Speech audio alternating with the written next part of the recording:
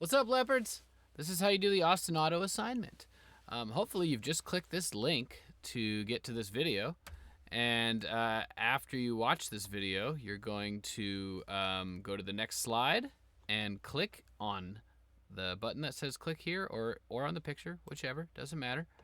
What that's going to do is take you to this window here. You need to make a copy. Just click make a copy, the only button there.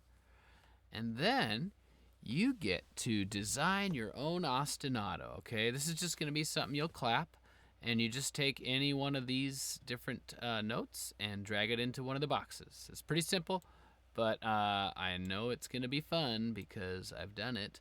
And so yeah, you're just going to basically make a little 4-beat ostinato, and then if you want to practice, you can click this and it'll read the numbers for you, so you just come in whenever you can. For example, 1, 2, 3. All right, here I go.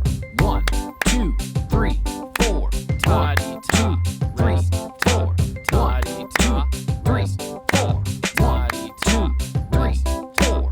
Ta-dee, 2. So anyway, yeah, I feel like that's pretty good. And that's all I expect you to do. You don't have to show me. You just have to do it, and I'll know that you did it by looking at this slide. So awesome job, leopards.